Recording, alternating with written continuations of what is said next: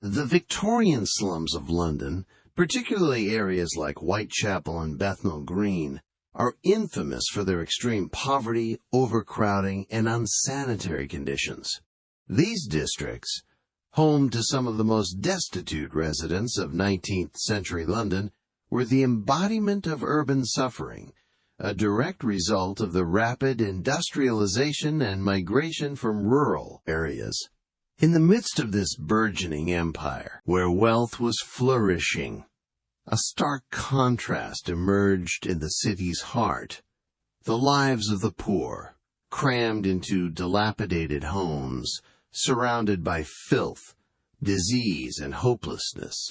Overcrowding was perhaps the most striking feature of these slums. Entire families, sometimes multiple families, were forced to live in a single tiny room, where every inch of space was monetized by slumlords. Privacy was a luxury few could afford. In the cramped tenements, people not only lived side by side with their families, but also with rats, lice, and other vermin. There were no proper sanitation facilities, and waste was often discarded in the streets or directly outside windows. Garbage piled up in alleyways, contributing to the horrendous stench that defined these areas.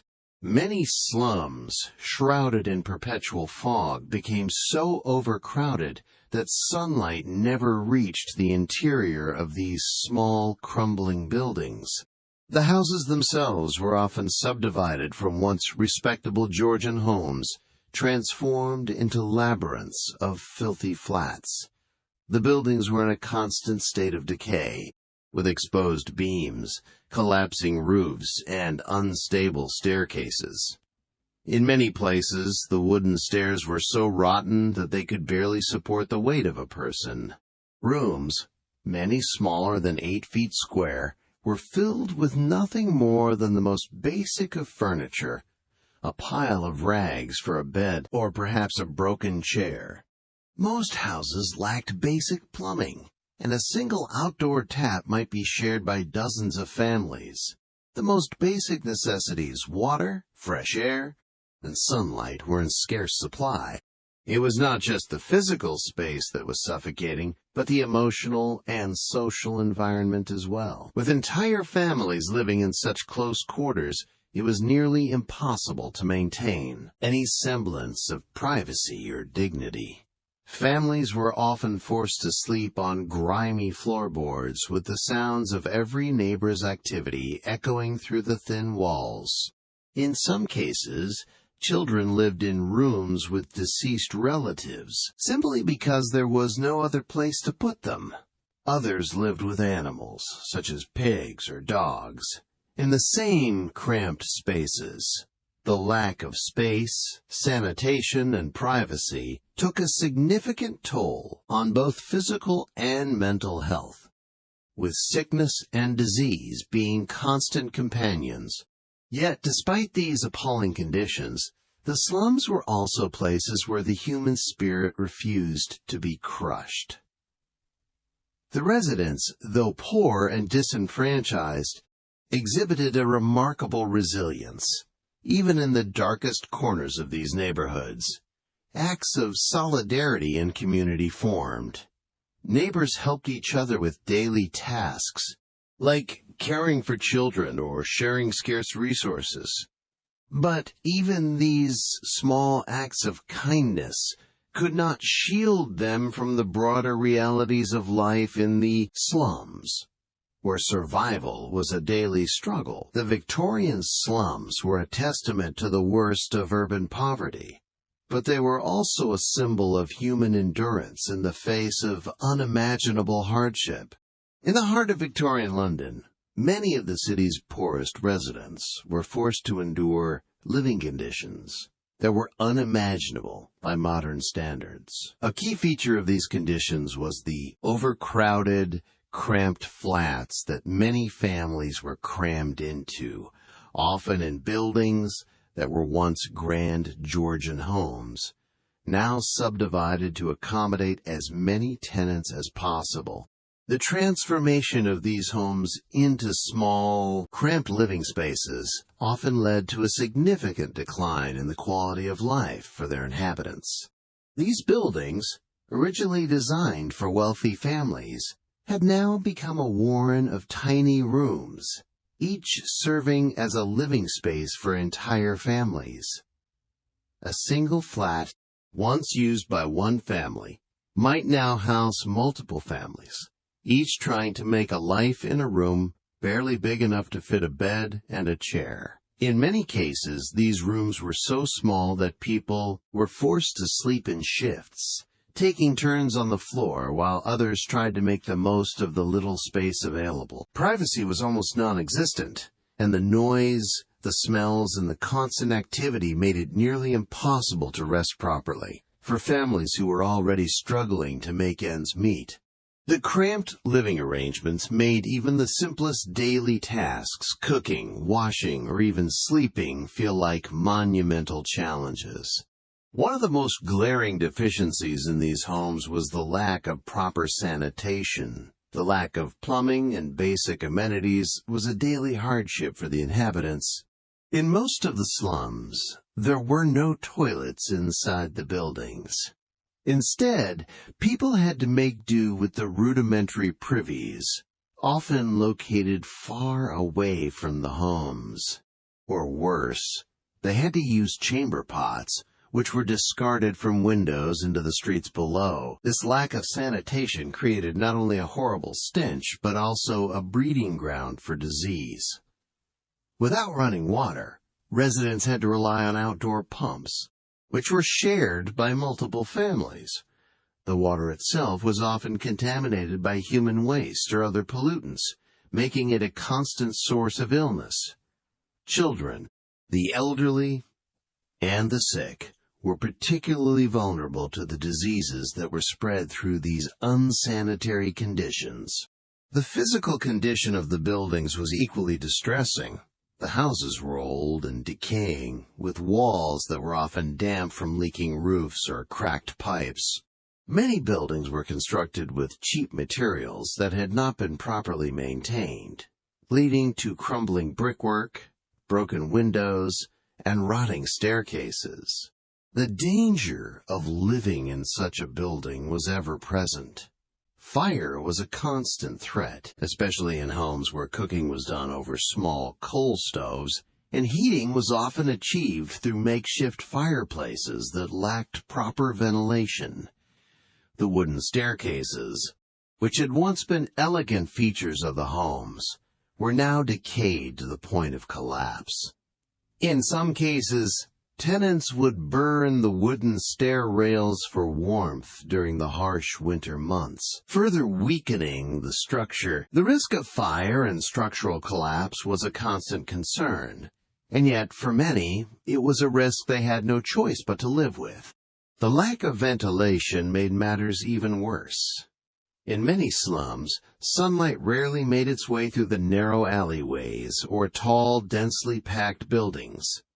The absence of natural light contributed to the already stifling atmosphere in the flats, which were often poorly ventilated and filled with the smells of cooking, sweat, and decay. People lived in environments where the air was thick, with coal, smoke, and dampness, and there was little to no circulation of fresh air.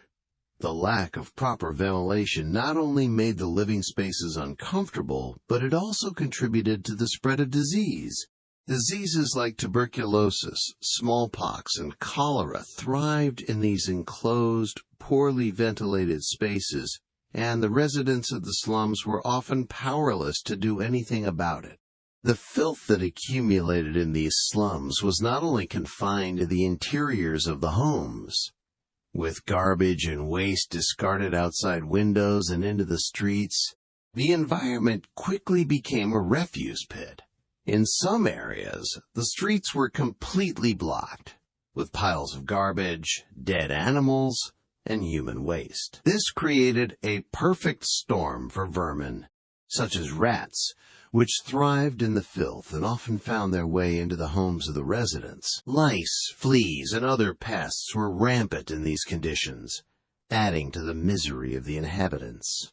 The lack of sanitation and cleanliness, combined with the cramped living conditions, meant that the people living in the slums were constantly exposed to filth and disease. The health risks were so great that in many parts of London, it was not uncommon for families to lose multiple children to diseases like typhoid, cholera, or diphtheria before they reached their 5th birthday. These unsanitary living conditions were not just a matter of discomfort, they were deadly. The slums of Victorian London were a breeding ground for infectious diseases, and the people living there were at constant risk. It is estimated that life expectancy in some of these areas was as low as 25 years, with the vast majority of deaths attributed to preventable diseases like cholera, tuberculosis, and dysentery. Infants were particularly vulnerable, with 1 in 4 dying before reaching their 1st birthday. The combination of overcrowding, poor sanitation, and lack of access to proper medical care made it nearly impossible for residents to escape the cycle of illness and death. Despite the overwhelming hardship, however, the residents of these slums exhibited a remarkable degree of resilience. Even in the most dire of circumstances, families would try to make their homes as livable as possible. They would create makeshift furniture out of old crates and scrap wood, and mothers would scrub the floors in a vain attempt to keep their living spaces clean. The desire for a semblance of order, even in such chaotic surroundings, was a testament to the strength of the human spirit. Yet, these small acts of defiance could not change the fact that the conditions they lived in were killing them, slowly but surely. The lack of basic sanitation, the crumbling buildings, the lack of sunlight, and the ever-present threat of disease made life in the Victorian slums a brutal and dehumanizing experience. The people who lived there were trapped in a cycle of poverty and sickness, with little hope of escape. For many, it was a life sentence, one that they were forced to endure until death claimed them. And yet, despite everything, they fought to survive, proving that even in the darkest of circumstances, the human spirit can endure. Inside the Victorian slums, life was characterized by a severe lack of space, comfort, and privacy. The rooms that families were forced to live in were cramped and often poorly furnished, with some homes measuring as small as 8 feet square, just enough space to fit a few pieces of furniture, if any at all. These rooms, which were typically subdivided from what were once spacious townhouses, were now the only living quarters for entire families, sometimes multiple families. The lack of space not only made daily living a struggle, but it also contributed to a constant feeling of discomfort, suffocation, and emotional strain. In these tiny, dark rooms, the walls were often bare or covered in grime. With little to no proper furniture, people had to make do with whatever they could find. A broken chair or a pile of rags might serve as a bed, but many slum dwellers did not even have that. Instead, they were left to sleep on grimy, damp floorboards, sometimes even sharing this space with rats, insects, and other pests. As the rooms were so small and overcrowded, it was often difficult to even distinguish one person from another, as everyone was constantly in each other's space, struggling to move around and carry out even the most basic tasks. These small, dark rooms were poorly ventilated, making them even less livable. There were no windows to allow in fresh air or sunlight, which added to the suffocating environment.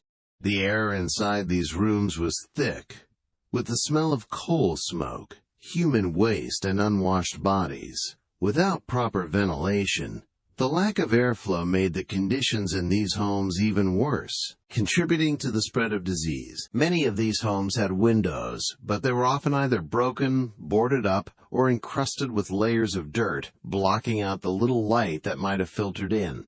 Without sunlight to kill off bacteria and provide a sense of hope, the rooms felt even more like prisons, trapping their inhabitants in an endless cycle of despair.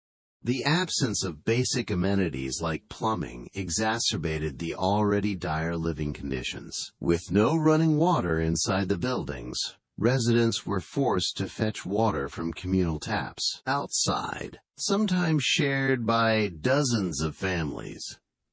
This meant long queues and limited access to one of the most basic necessities. In many cases, residents had to use communal toilets, or, even worse, chamber pots, which were emptied directly into the streets. This not only created unbearable filth in the immediate vicinity, but also contributed to the spread of disease. The slums were often filled with the stench of human waste and refuse, making it almost impossible to escape the overwhelming filth that defined daily life. Families, however, were forced to make the best of these overcrowded conditions. With no other choice but to live in close quarters, privacy became a rare luxury.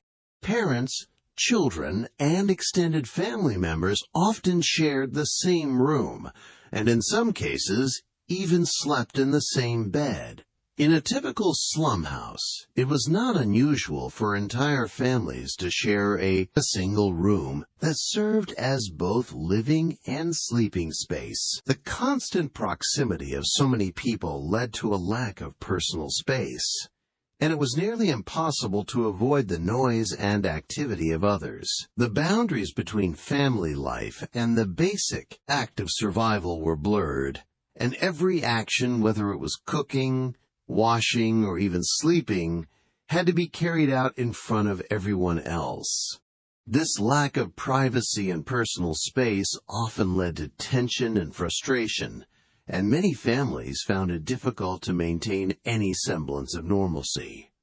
For the children, this situation was particularly difficult.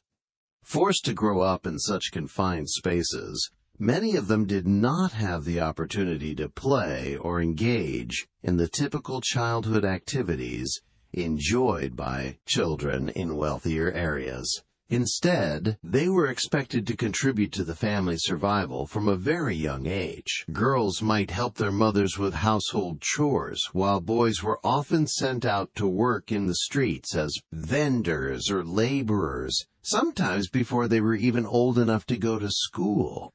As a result, the children of the slums matured quickly, exposed to the harsh realities of adult life.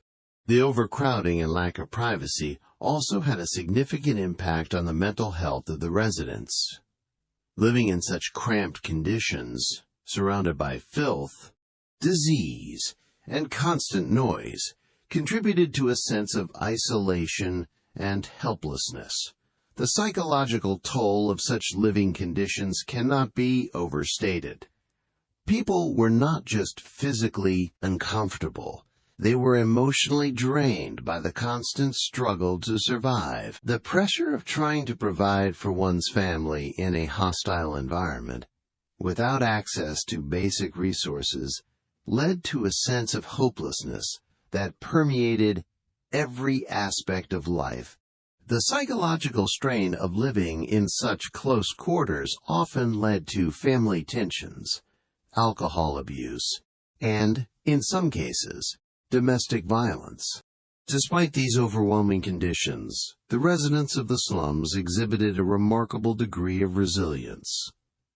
They learned to adapt to their cramped living spaces, making the best of what little they had. Families would often engage in communal activities, sharing whatever food or resources they had available. Women would help each other with child care, and neighbors would often work together to clean their shared spaces, even if it was just the narrow corridor outside their rooms. These acts of solidarity though small, helped to maintain a sense of community and humanity in the face of the overwhelming adversity they faced. In conclusion, the overcrowded, poorly furnished, and poorly ventilated rooms of the Victorian slums were more than just places of physical hardship. They were spaces that fundamentally shaped the lives of those who lived in them. The lack of privacy, basic amenities, and proper sanitation created an environment where survival was the primary focus, and personal well-being often took a back seat.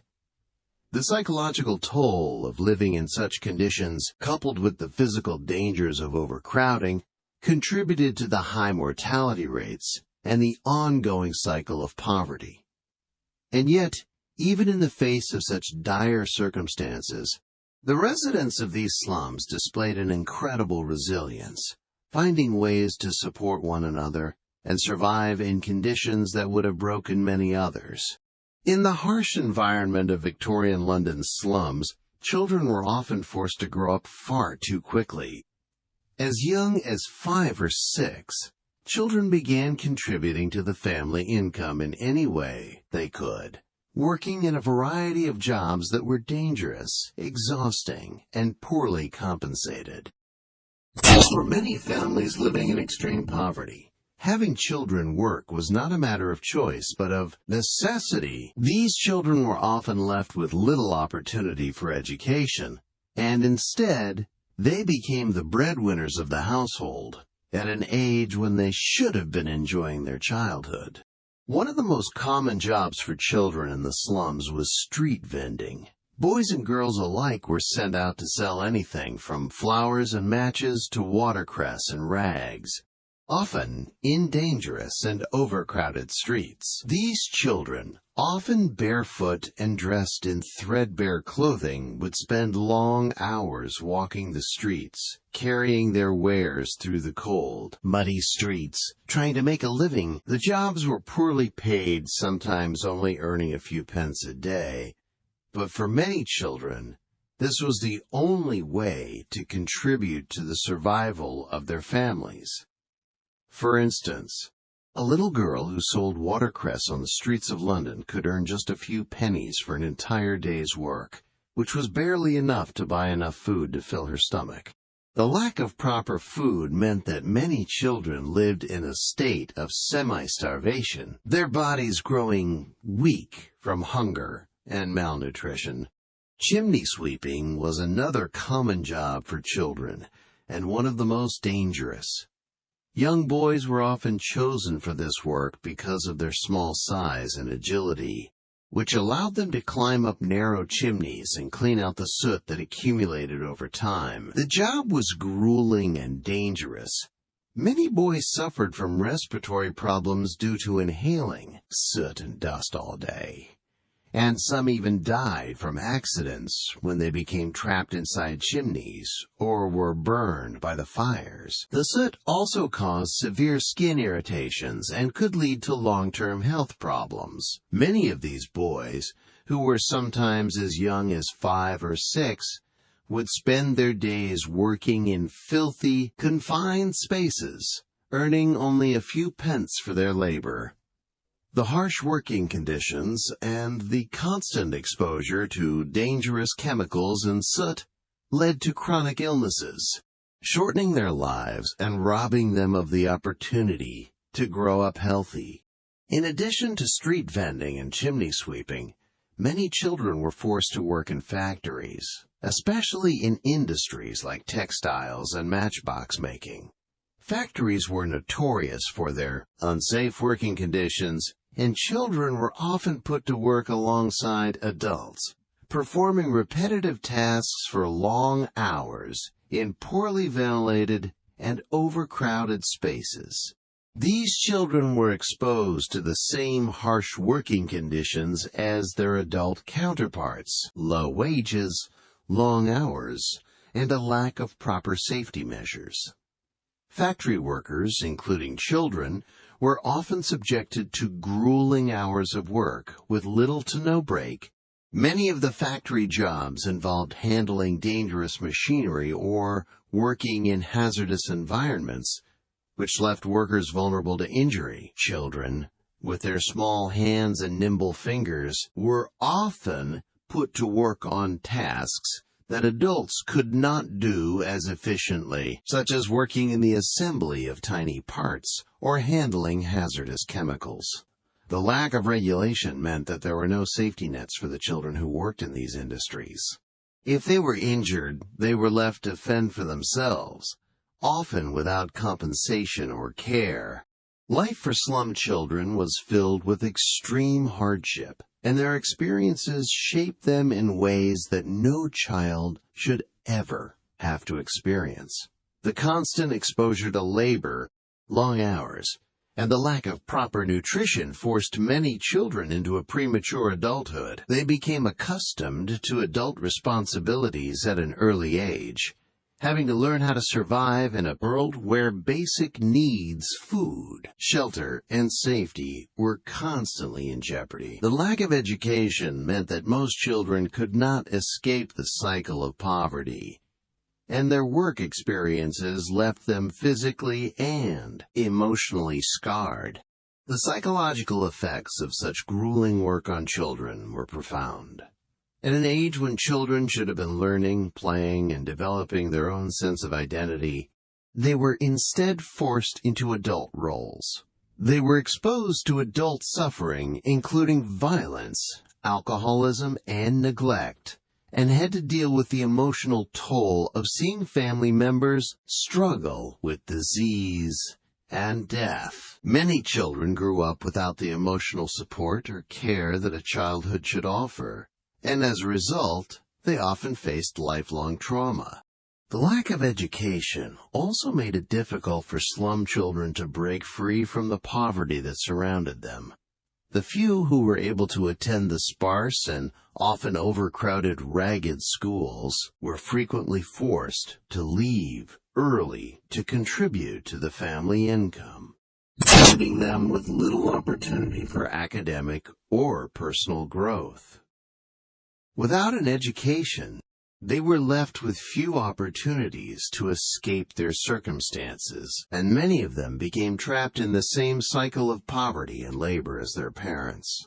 Despite the heavy toll on their bodies and minds, the children of Victorian slums were not passive victims. They were survivors. They exhibited resilience in the face of hardship, finding ways to adapt and make do with what little they had. However, this resilience came at a high cost, as it robbed them of their innocence, their health, and their chance at a better life. The prevalence of child labor in the Victorian era eventually led to social reform movements which sought to regulate working conditions for children and provide better opportunities for education.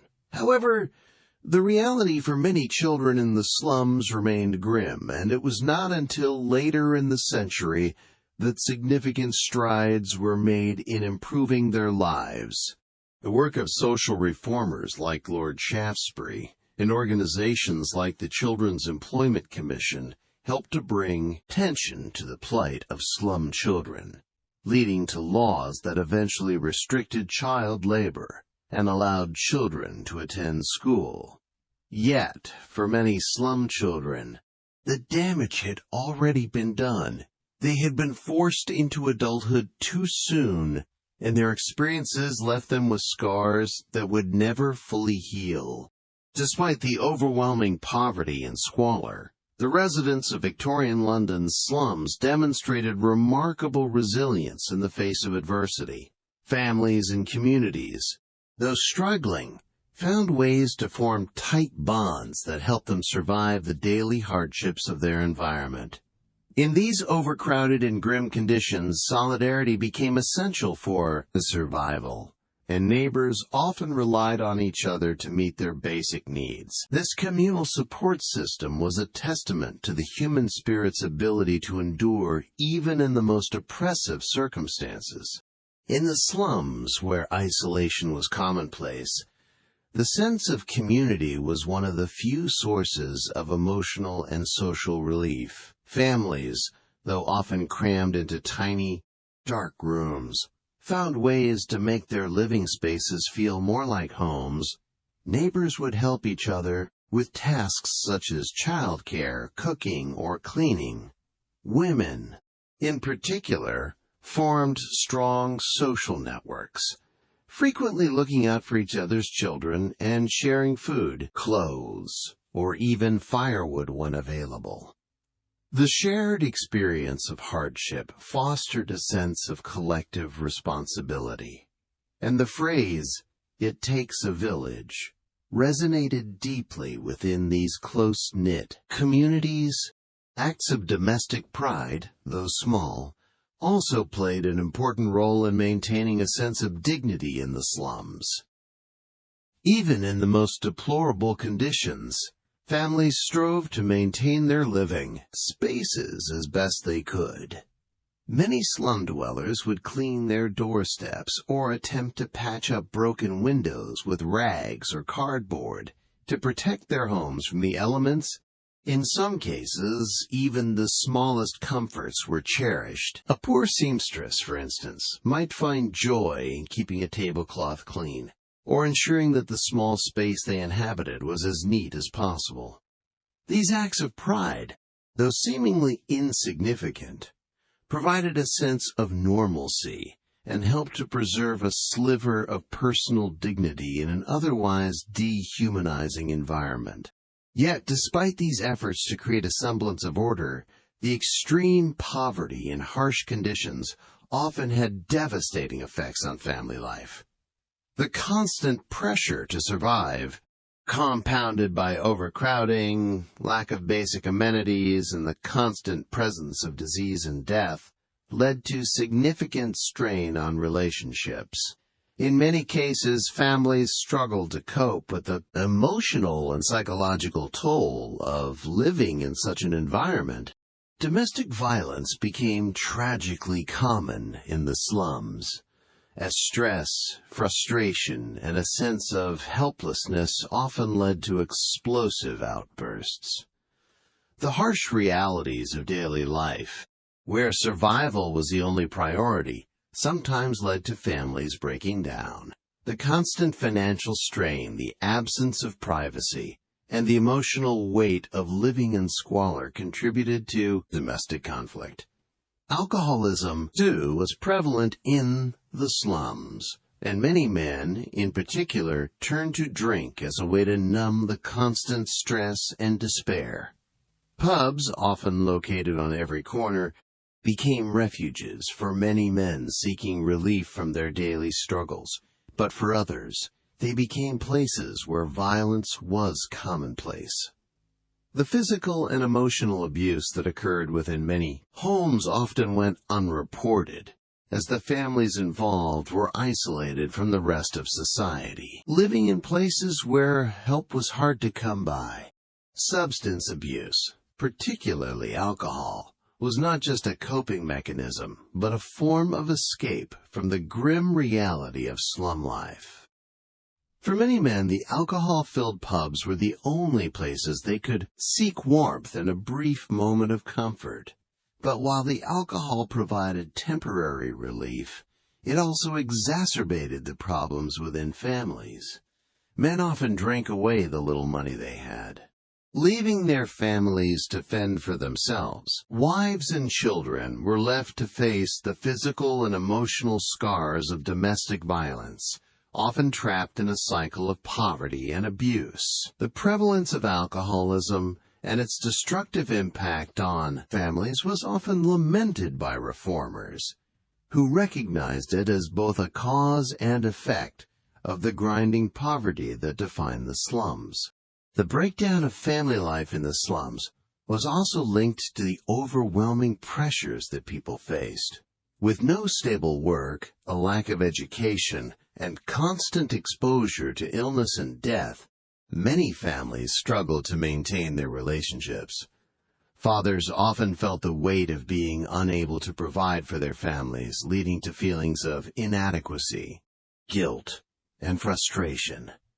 In some cases, this emotional burden led to abandonment or neglect, with fathers leaving their families in search of work or fleeing the overwhelming pressure of their responsibilities. Women, too, faced the strain of having to care for their families under extreme conditions. As the primary caregivers, they were often responsible for ensuring that their children survived, which added additional stress to an already difficult life.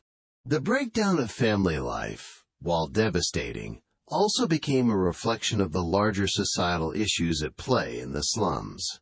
The lack of adequate housing, the absence of social support systems, and the overwhelming poverty all contributed to the erosion of the family structure. Reformers recognized that improving living conditions and providing social support to these families was critical to alleviating the social breakdown that was occurring. But for many families, change came too late, and the damage to their relationships had already been done. Despite the harshness and hardship, the slum communities were not simply places of despair. The relationships that formed in these neighborhoods were filled with both pain and compassion. While domestic violence and substance abuse were prevalent, so too were acts of solidarity, kindness, and community care. People found ways to support one another, even when everything around them seemed to be falling apart. The slums, despite their squalor, were also places where bonds were formed and where people tried to create a sense of belonging in a world that often seemed to have no room for them. In conclusion, while the slums of Victorian London were marked by poverty, overcrowding, and deprivation, they were also places where families and communities tried to endure and survive in the face of extreme hardship. The resilience of the people living there was evident in the small acts of domestic pride and in the tight-knit bonds that were formed among neighbors. However, the overwhelming pressures of poverty, overcrowding, and the lack of basic resources led to significant social problems, including domestic violence, substance abuse, and a breakdown of family life. The extreme conditions in which these families lived took a profound toll on their mental, emotional, and physical well-being, but their ability to persevere in the face of adversity is a testament to the enduring human spirit. The slums of Victorian London were some of the most deplorable places in the city, not only due to overcrowding, poverty, and lack of basic necessities, but also because they served as breeding grounds for a multitude of deadly diseases. These areas, where the poorest and most vulnerable populations lived, were marked by unsanitary conditions, lack of proper sanitation, and a constant battle with malnutrition. As a result, infectious diseases such as cholera, smallpox, and tuberculosis spread rapidly, claiming the lives of thousands of people, particularly children, and contributing to a devastating cycle of disease and death. Overcrowding was a key factor in the rapid spread of disease in these areas. The narrow alleyways, dilapidated buildings, and cramped rooms where entire families lived in close quarters created an environment that was ripe for the transmission of diseases. People lived in constant proximity to each other, often sharing one small room with several other families. And in such close quarters, it was nearly impossible to avoid contagion. Poor ventilation, coupled with the filthy living conditions, meant that any disease, once introduced, could spread with alarming speed. This overcrowding also made it extremely difficult to escape from the effects of epidemics when they occurred, as people had nowhere to go to avoid infected areas. Cholera, a disease that was particularly deadly in the slums, was a major concern throughout the 19th century. This waterborne illness, caused by contaminated drinking water, was a significant threat in a city where proper sanitation was non-existent. In the slums, people had to rely on public water pumps, which were shared by hundreds of families. These pumps were often contaminated by sewage from nearby open drains or overflowing privies, making it almost impossible for people to access clean, safe drinking water. Cholera outbreaks were frequent in these areas, with residents succumbing to severe dehydration, vomiting, and diarrhea in a matter of days. The lack of proper sewage systems and waste disposal mechanisms contributed to the contamination of water supplies, allowing cholera to take root in these already vulnerable communities. During cholera outbreaks, entire families were wiped out in a matter of days, with the death toll rising sharply in the slum districts. Smallpox, another deadly disease, was rampant in the slums of Victorian London. The overcrowded, unsanitary conditions of the slums provided the perfect environment for smallpox to spread. Smallpox was highly contagious, and in the slums, people lived in such close proximity that the virus could easily pass from person to person, with little access to medical care or vaccinations. Slum residents were particularly vulnerable to smallpox, which caused disfiguring rashes, fever, and often death. The virus spread quickly in the unsanitary conditions, and the lack of adequate nutrition and medical treatment made it difficult for people to recover.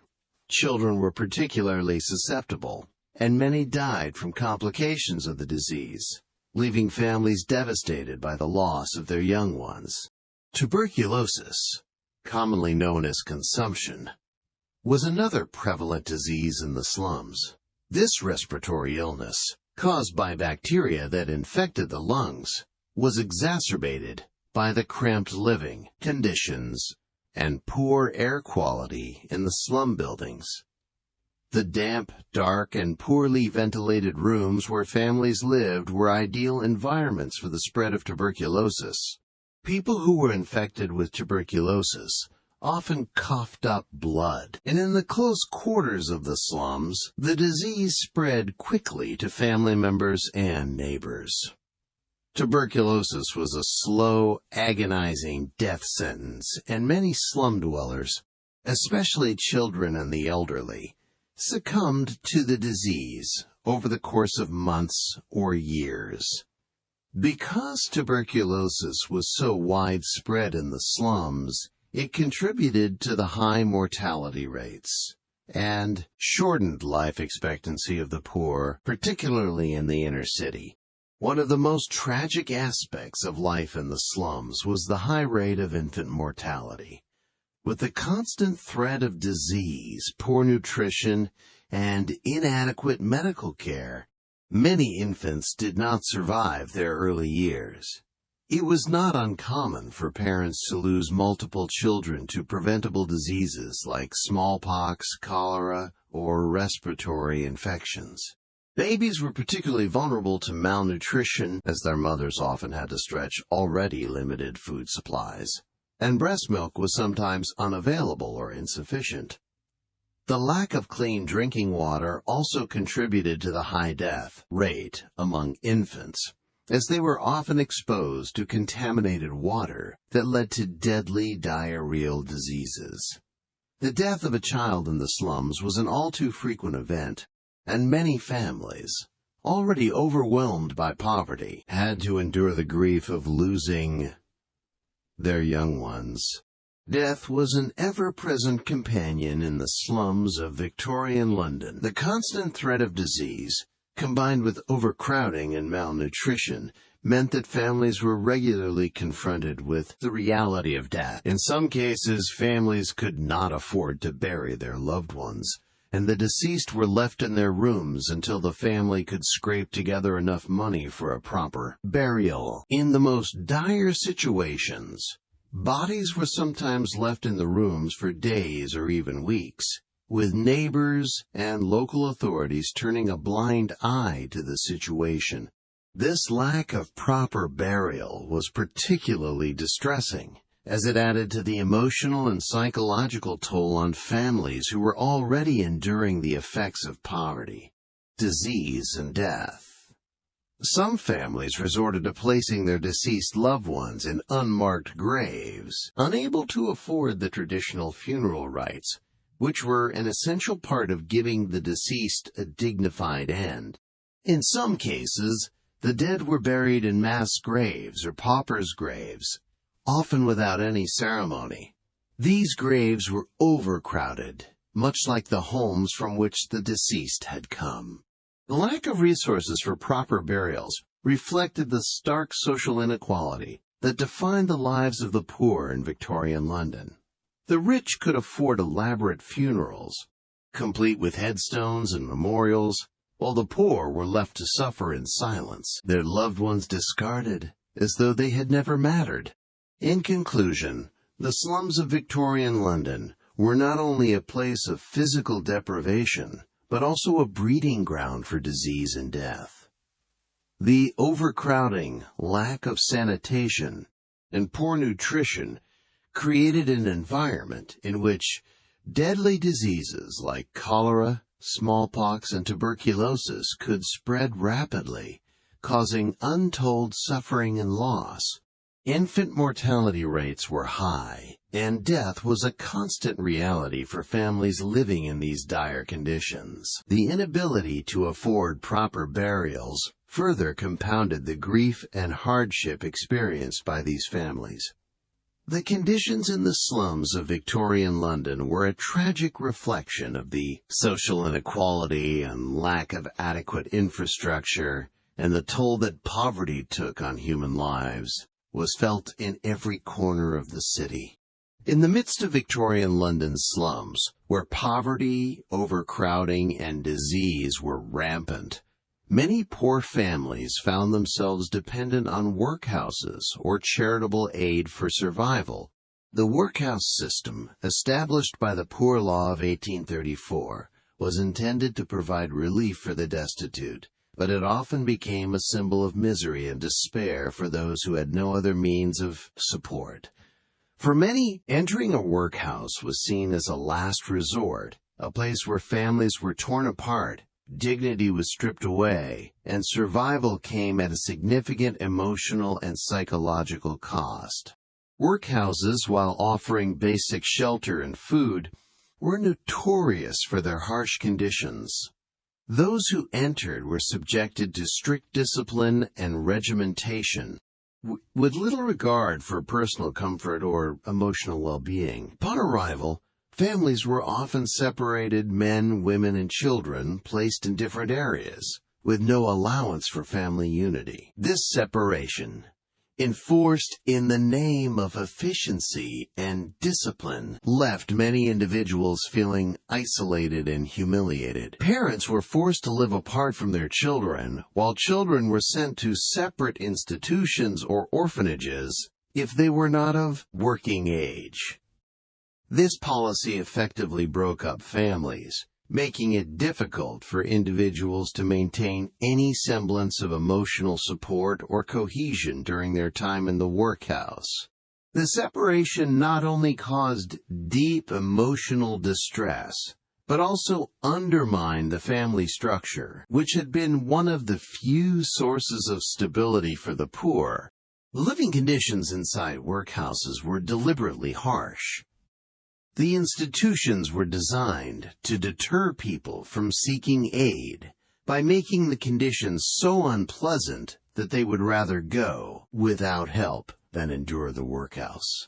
Residents were expected to perform menial labor, often hard, monotonous tasks like breaking stones or picking oakum, teasing apart old rope fibers. In exchange for their meager food and shelter, meals were sparse and bland, and the work was grueling, with long hours of labor and often cramped and unsanitary conditions. The physical discomfort and emotional toll of these environments led many residents to feel more like prisoners than recipients of aid. The workhouse system, instead of offering dignity and support, treated the poor as undeserving and burdened, reinforcing the idea that poverty was a personal failing rather than a result of systemic inequality. Despite the dehumanizing treatment in many workhouses, charitable organizations and philanthropists sought to address the plight of the poor in different ways. Among the most notable philanthropists was Dr. Thomas Barnardo, whose work with orphaned and destitute children provided a more compassionate alternative to the harsh conditions of the workhouse. Dr. Barnardo's efforts began in the 1860s when he opened his first home for boys in London, a shelter that aimed to protect vulnerable children from the dangerous and degrading conditions of the streets.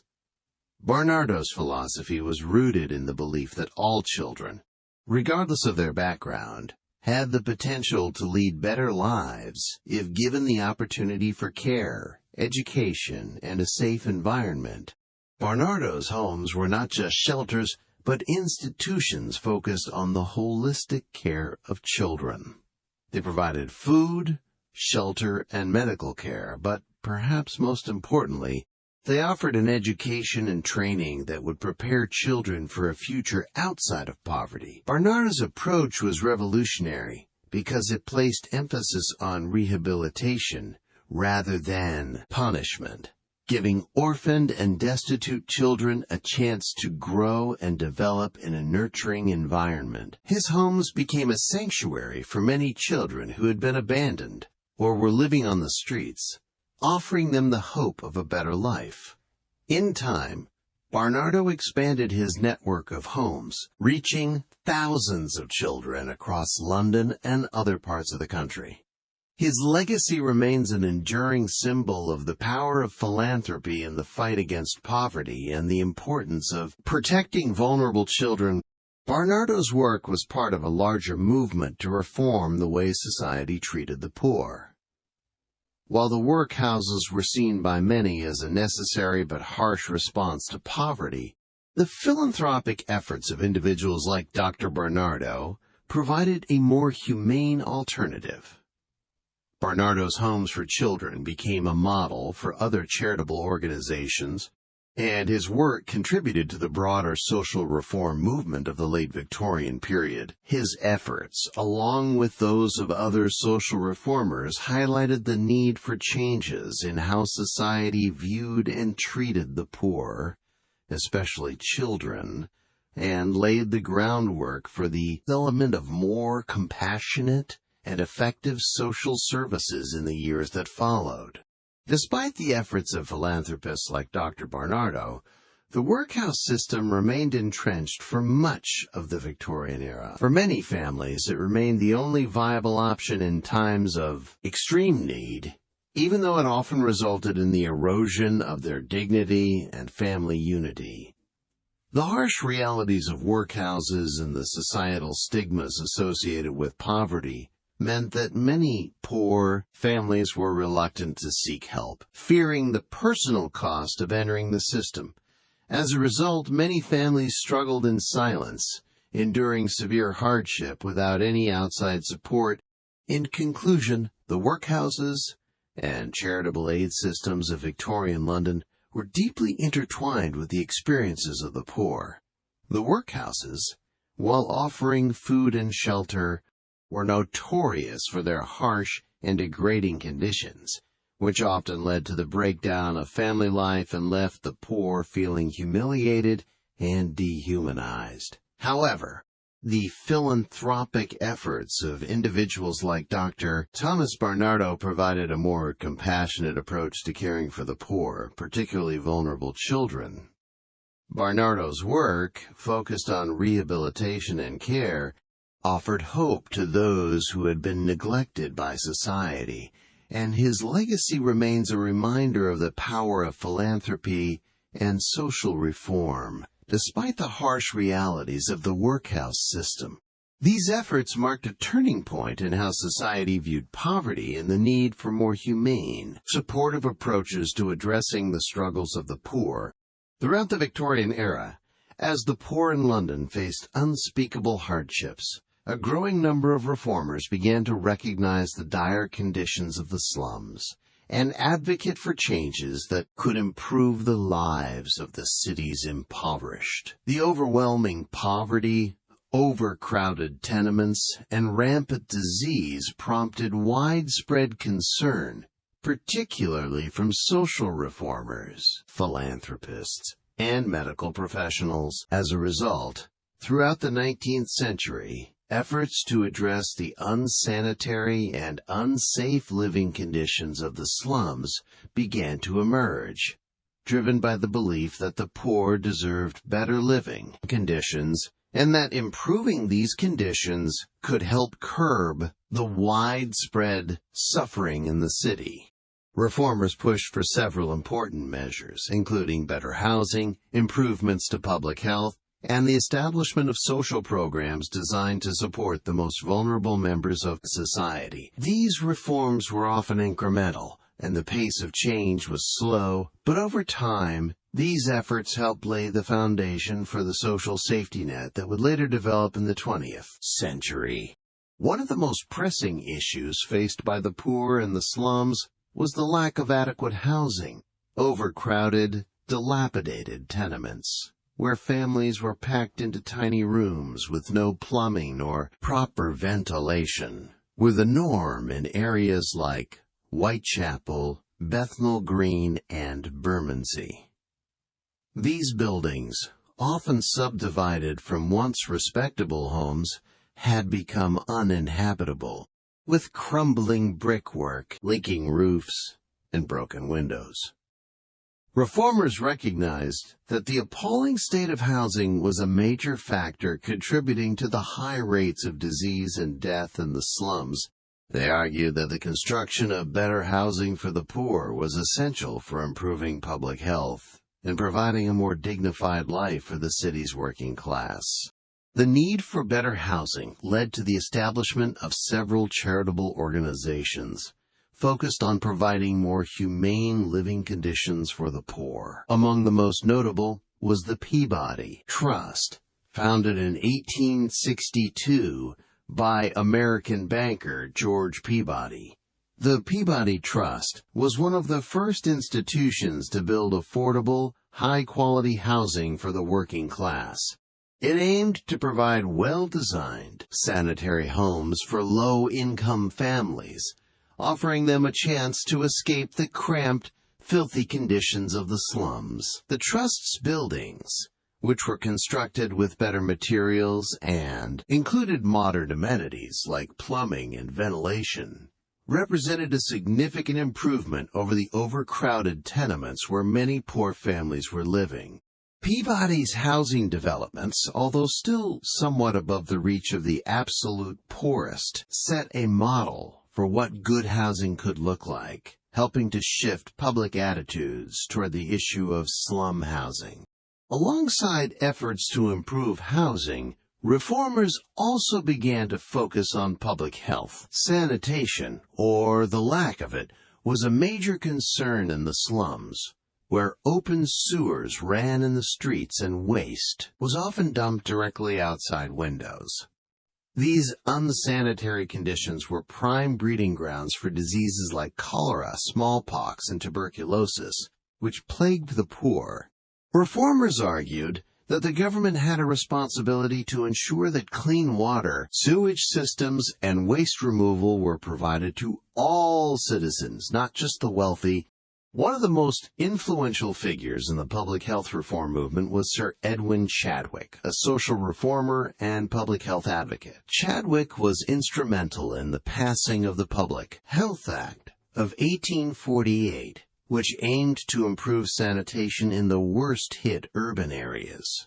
The act created the position of medical officers of health, who were tasked with overseeing public health and investigating the sanitary conditions in their areas. Though it was not immediately successful in transforming conditions in the slums, the act represented the first real attempt by the government to address the public health crisis in a systematic way. Further public health reforms would follow throughout the Victorian era, with the construction of sewage systems, the development of clean water supplies, and improved waste management efforts that would drastically reduce the spread of waterborne diseases and improve overall health in the slums.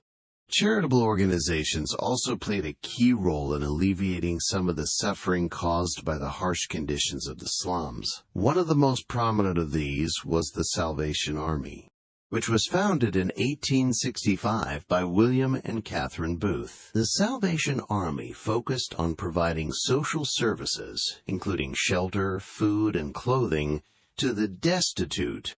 The organization also provided spiritual support, preaching messages of hope and redemption to those living in poverty. The Salvation Army's work was essential in helping to address immediate needs in the slums, providing aid to those who are most in need. It became one of the most influential charitable organizations of the time, with a large network of volunteers working in the poorest areas of London and other cities across Britain. Despite the significant efforts of philanthropists and social reformers, progress was often slow, and the scale of the problems facing the slums was immense. While organizations like the Peabody Trust and the Salvation Army provided vital services, the underlying causes of poverty and the systemic issues that kept people in dire conditions were not fully addressed. The wealthy and powerful were often reluctant to invest in large-scale social reforms, and the government, though slowly beginning to intervene, was not fully committed to addressing the root causes of poverty. Furthermore, the reformers who advocated for better living conditions, sanitation, and social services often faced resistance from the powerful economic interests that benefited from the status quo. Many factory owners, landlords, and other employers were reluctant to support reforms that might increase their costs or reduce their profits. There was also a prevailing belief that poverty was a personal failing, and some people in the middle and upper classes were opposed to providing too much aid to the poor, fearing that it would encourage dependence rather than self-sufficiency. Despite these challenges, the efforts of social reformers, philanthropists, and charitable organizations helped bring about significant improvements in the lives of the poor in Victorian London. By the end of the century, the issue of public health had gained wider recognition, and the foundation for broader social reforms was beginning to be laid. The passage of the Housing of the Working Classes Act in 1890, for example, gave local authorities the power to clear slums and build new housing for the poor. Additionally, social programs such as free school meals, children's health services, and workers' compensation were beginning to take shape, though they would not fully materialize until the 20th century. In conclusion, the Victorian era saw the rise of a reform movement focused on addressing the dire conditions of the slums. Charitable organizations like the Salvation Army and the Peabody Trust worked tirelessly to alleviate some of the suffering, advocating for better housing, public health measures, and social programs. Though progress was slow and often met with resistance, these early efforts laid the groundwork for the social welfare systems that would develop in the 20th century. While the suffering of the poor did not end with these reforms, they marked the beginning of a shift in public attitudes toward poverty and social responsibility, moving toward a more compassionate society that recognized the need for systemic change to improve the lives of its most vulnerable citizens. The lives of slum dwellers in Victorian London were shaped by a constant struggle to make ends meet, living in overcrowded, unsanitary conditions with limited access to basic necessities like clean water and sanitation. Families were often forced to rely on low-paying, irregular jobs to survive. These jobs, typically in factories, on the docks, or in other manual labor sectors, offered little security, and the instability of the work left many families living in constant fear of financial ruin and eviction. One of the most common types of work for slum dwellers was dock labor. London's docks were bustling centers of trade and commerce, essential to the city's economy. However, The work was physically demanding, poorly paid, and often precarious. Dock workers were hired on a daily basis, meaning they had no job security from one day to the next. Each morning, groups of men gathered at the dock gates, waiting to be chosen for work. The foreman would pick the strongest, most capable-looking workers, and the rest were left behind, with no guarantee of work for the day. Even those who were selected often earned only a few shillings for a full day's hard labor unloading ships, and this meager pay had to cover all living expenses for themselves and their families.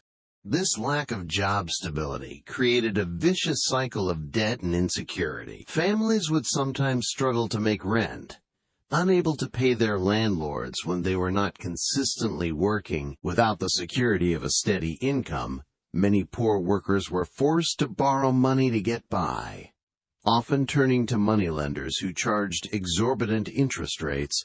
The accumulation of debt made it even harder to escape poverty, as wages from irregular work were simply not enough to cover basic needs. Families who were unable to pay their debts risked eviction, which was another constant threat. As landlords sought to maximize their profits, they would often refuse to make repairs or improvements to their properties, which were already dilapidated, and many families found themselves at the mercy of these exploitative landlords. In addition to dock labor, many slum dwellers worked in factories, particularly in industries like textiles, matchmaking, and bootmaking. Factory work, much like dock labor, was grueling and poorly paid.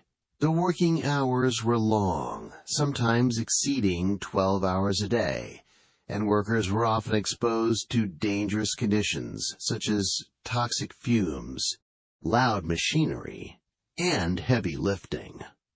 The factories that employed the poor were notorious for their exploitation of workers, especially children, who were sometimes employed to do the most dangerous and tedious tasks because of their small size and agility. For the adults, factory work provided some income, but also subjected them to long hours and harsh conditions, which took a toll on their physical health. The lack of labor rights and regulations meant that factory owners were free to impose harsh working conditions without consequence, and wages were typically so low that workers often could not afford to pay for basic necessities like food and clothing. The result was a deepening sense of desperation, as families tried to survive on whatever little they could earn. For many, the work was not enough to escape the crushing poverty that kept them trapped in the slums, and the constant threat of illness, injury, or eviction loomed large. In these dire circumstances, children often played a crucial role in supporting the family income.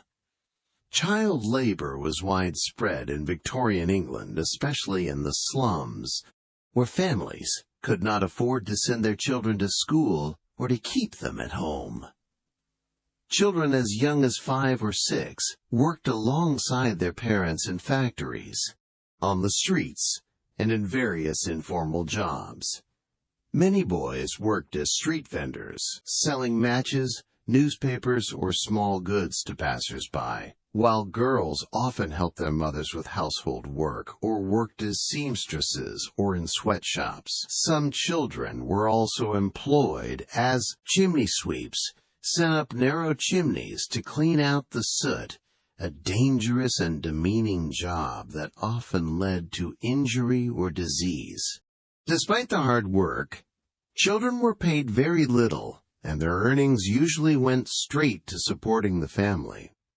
However, even the small amount of money that they brought in helped make the difference between survival and starvation. This situation meant that childhood, as it was understood by wealthier classes, did not exist for the poor children in the slums. Instead of playing, attending school, or enjoying the simple joys of childhood, they were exposed to harsh labor, disease, and the pressures of adult life from an early age. For many adults, the situation was no better. In an effort to make ends meet, many worked multiple jobs, a pattern that was common in the slums.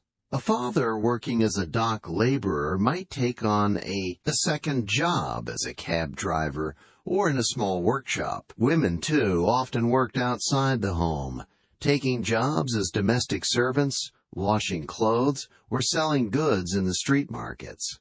These jobs were low-paying and often physically exhausting, and the long hours meant that families were unable to rest or recuperate properly. Despite working all day, many families found themselves still unable to afford food, rent, or other necessities, and the constant stress of trying to make ends meet took a toll on both their mental and physical health. This constant instability and reliance on irregular work were compounded by the lack of social safety nets for the poor. Without any form of social welfare, families had no protection against illness, job loss, or injury. If a worker fell ill or was injured on the job, there was no workers' compensation or unemployment benefits to fall back on. Instead, the family would have to rely on charities or workhouses, both of which came with their own set of hardships. Workhouses in particular were known for their harsh conditions, and many poor families feared the prospect of being sent there.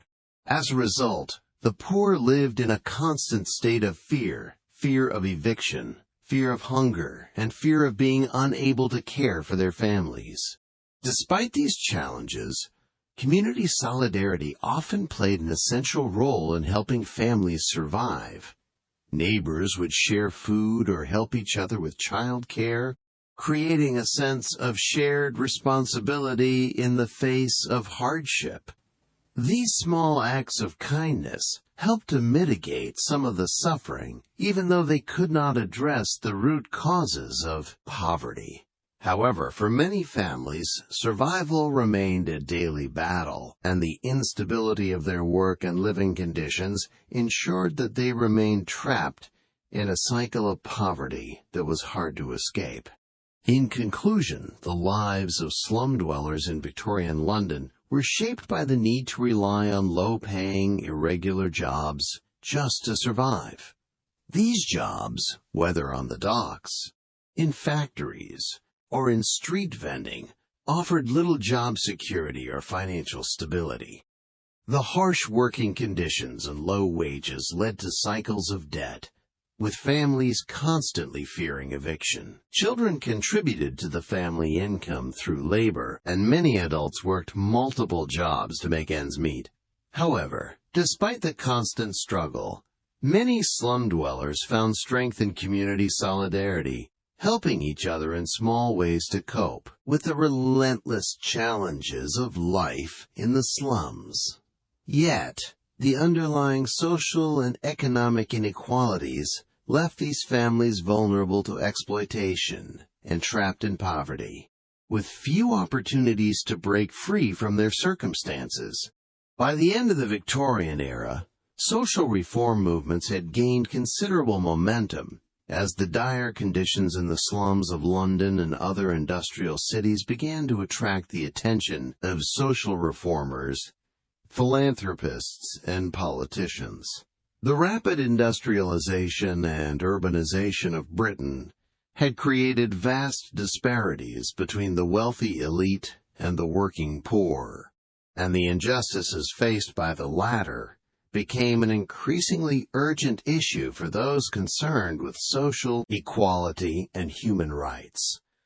The reform movements that emerged in the second half of the 19th century sought to address the systemic causes of poverty, overcrowding, and disease, advocating for comprehensive changes in housing, education, and social welfare.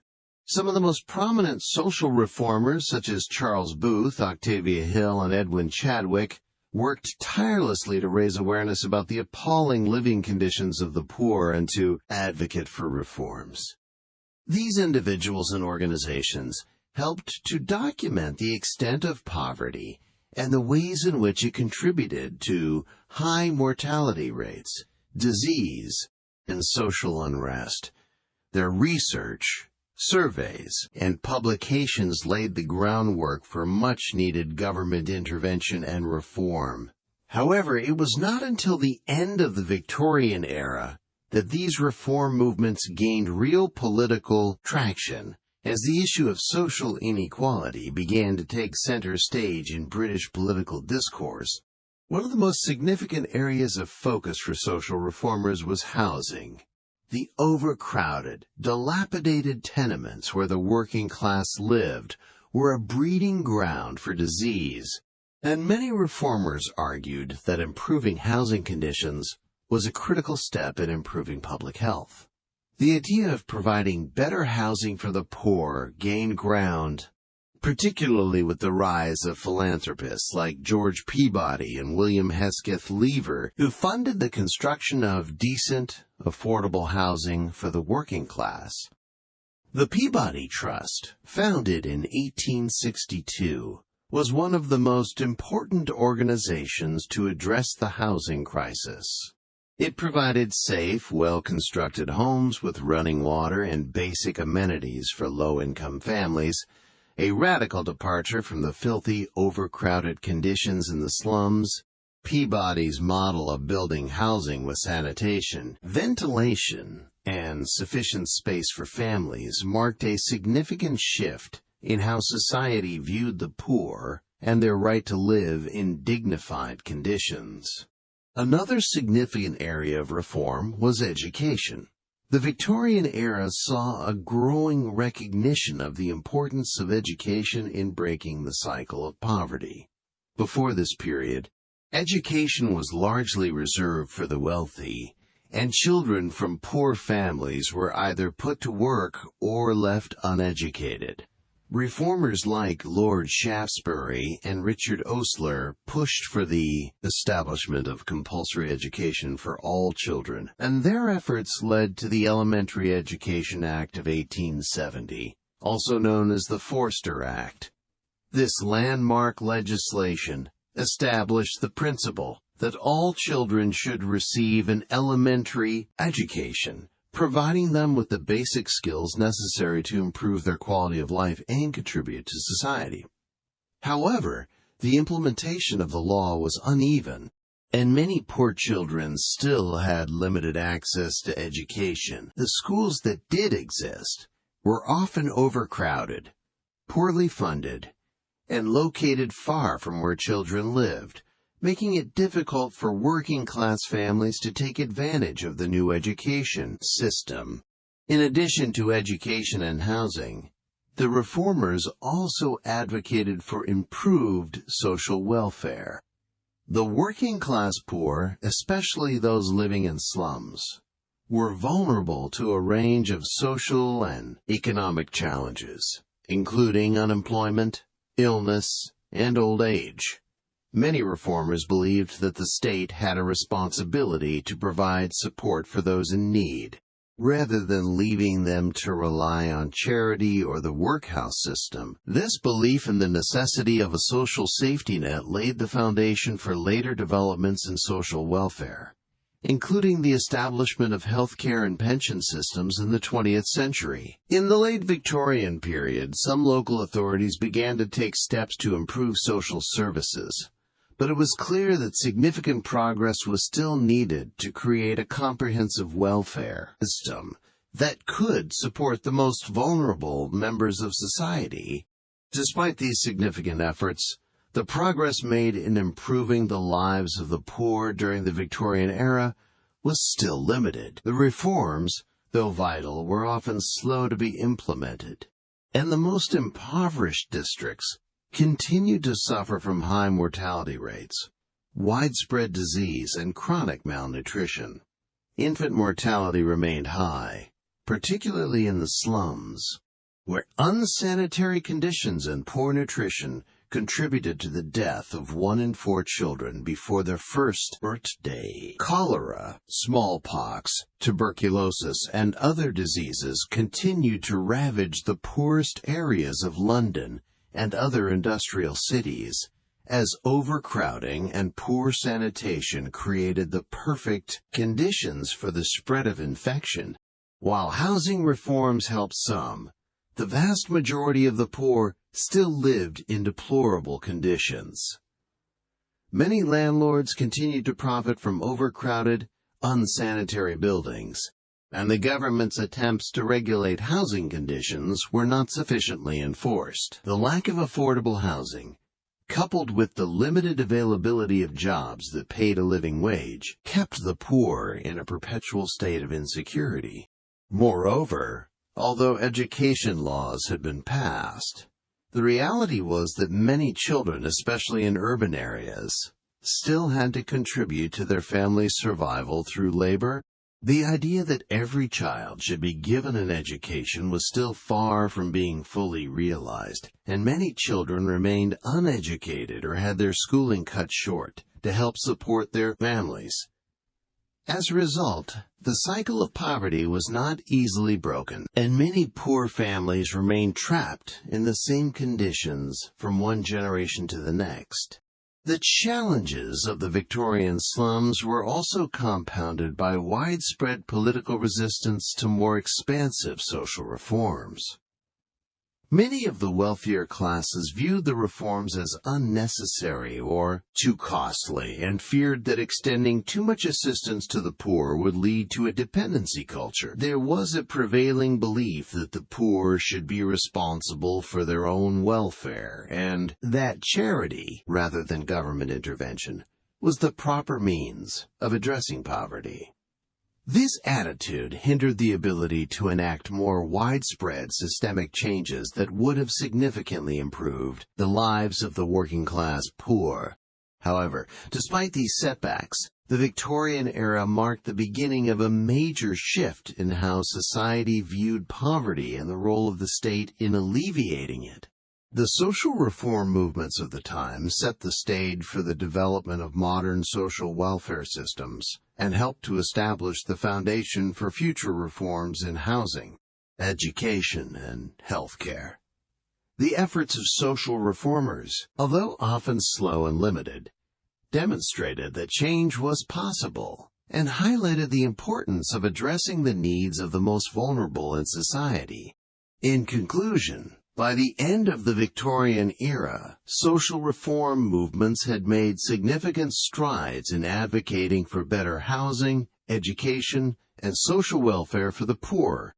Although the progress was limited and many of the poorest districts continued to suffer from high mortality rates and disease, the reforms laid the groundwork for future efforts to address inequality and poverty. The social reforms of the Victorian era represented an early recognition that poverty was not simply a personal failing but a systemic issue that required comprehensive solutions. These early efforts helped to shape the social safety nets that would be expanded in the 20th century, offering hope for the working poor and the promise of a more just society. In the end, as the shadows of the Victorian era slowly faded, the light of social reform efforts began to shine into the darkest corners of impoverished London. The tireless struggles of reformers, though slow and challenging, brought hope to those forgotten in crumbling homes. Amidst poverty and disease, they proved that even in the harshest conditions, when people had almost nothing left to lose, there could still be sparks of resilience and compassion. From the work of George Peabody and Thomas Barnardo, homes for the poor were not just temporary shelters, but symbols of change. Proof that society could not turn its back on the less fortunate. Charitable organizations like the Salvation Army and the Peabody Trust did not just provide roofs over heads. They became lifelines, offering encouragement and hope to the poor, helping them rediscover a sense of purpose in life. Though progress was slow, the seeds of reform had been planted. These efforts were not just about improving living conditions, but about awakening a society to its responsibility toward the most vulnerable. Reform was not an easy journey, but through persistent efforts, the hope for a brighter future for future generations was ignited. The story of those living in the dark shadows of the slums, facing seemingly insurmountable hardships, is also the story of community strength, compassion, and unwavering perseverance. While the journey may have been tough, it is clear that in the future, light will always find its way into the darkest corners of society, into the darkest corners of society, into the darkest corners of society, into the darkest corners of society, into the darkest corners of society.